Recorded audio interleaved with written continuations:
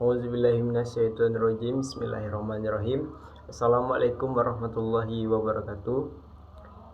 Baiklah, saya Ahmad Fairuzi Yahya dengan NIM 2011020030. Selanjutnya saya akan membuat video merefleksikan kejadian pada masa lalu, di mana video ini bertujuan untuk memenuhi tugas mata kuliah pendekatan ilmu politik, di mana dosen pengampunya yaitu Bapak Muhammad Ilham.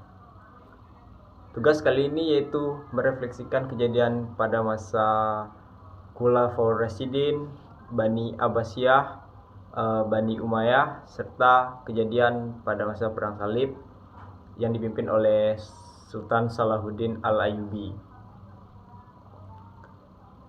Untuk yang pertama, kita jelaskan kejadian pada masa Khulafaur Rasyidin, bagaimana kejadian pada masa lalu hingga dapat kita terapkan pada masa sekarang ini. Yang pertama itu Khulafaur Rasyidin. Kepemimpinan Khulafaur Rasyidin ini pada awal Islam mencerminkan model kepemimpinan yang berfokus pada keadilan, keterbukaan, kesejahteraan umum. Para pemimpin itu diantaranya seperti Abu Bakar, Umar bin Khattab, Utsman bin Affan, dan Ali bin Abi Thalib. Dikenal karena integritas dan pelayanannya kepada rakyat dalam konteks modern. Sementara tantangan pada masa saat ini yaitu berkembangnya nilai-nilai keadilan dan kesejahteraan tetap sama seperti relevan, tetapi kemajuan zamannya aja yang berbeda.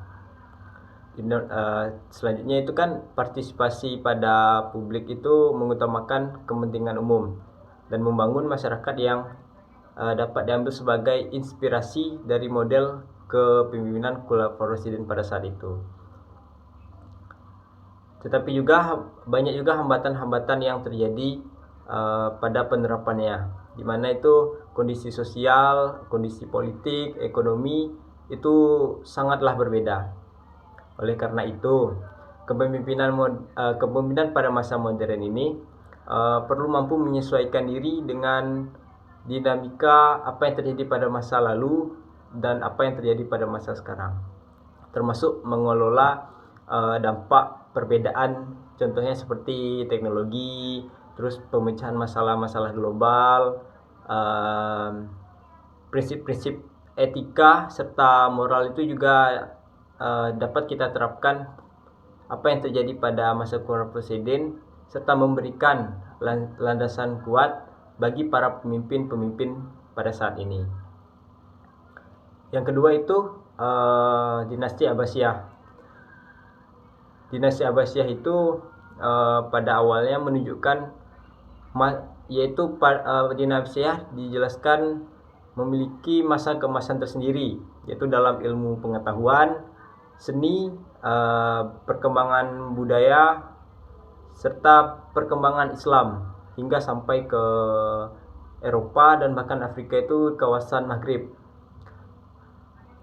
Seiring dengan waktu, menghadapi tantangan internal dan eksternal yang menyebabkan penurunan kekuatan pada masa dinasti Abbasiyah itu,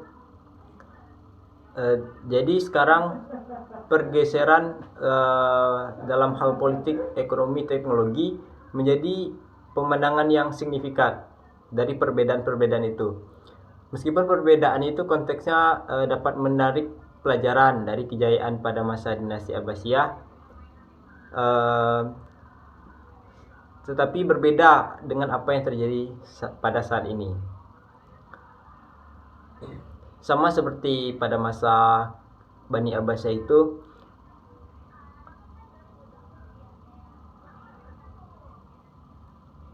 jadi dapat kita pahami dari merenung pada keberhasilan dan kesalahan pada masa lalu, seperti apa yang dijelaskan pada matkul yang kita pelajari,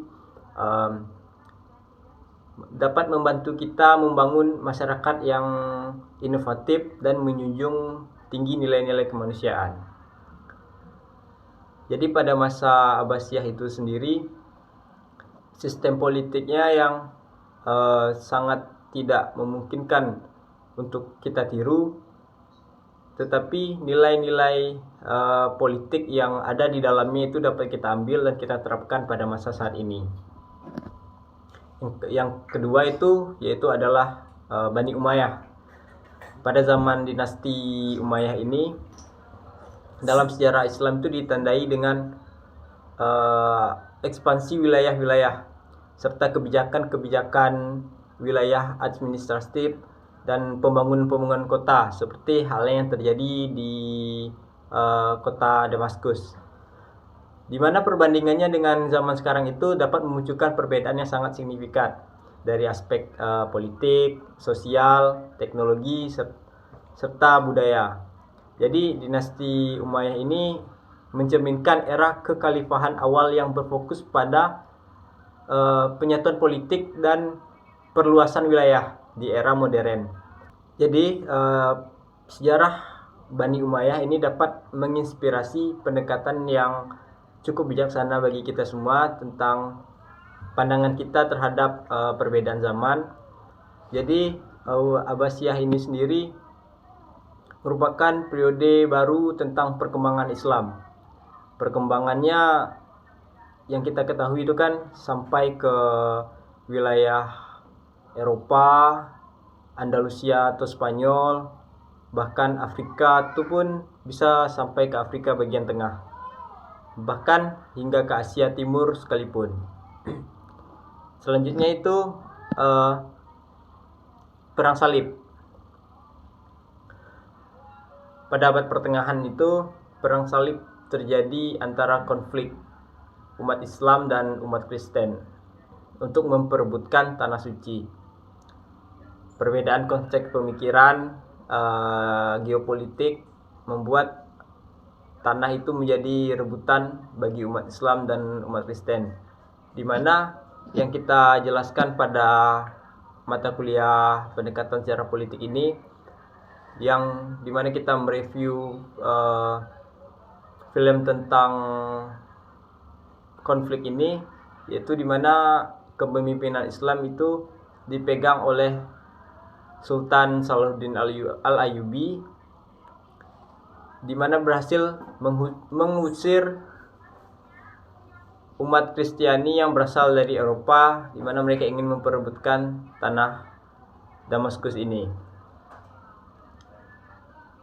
Dari situasi yang terjadi itu dapat kita ada beberapa elemen yang dapat kita temukan dalam konsep itu, dimana yang pertama itu ketegangan antar agama dan konflik geopolitik.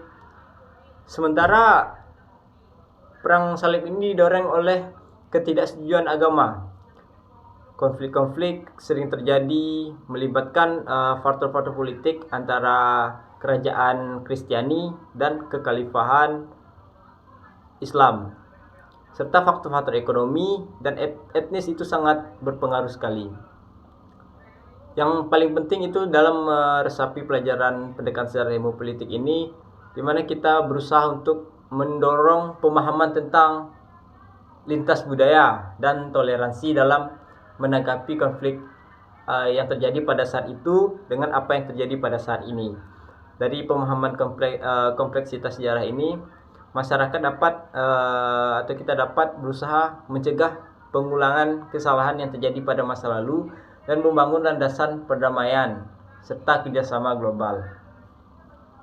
Situasi yang terjadi pada Perang Salib itu dengan apa yang terjadi pada saat ini membuat kompleksitas isu-isu regional bahkan internasional yang kita lihat masih mengalami ketegangan.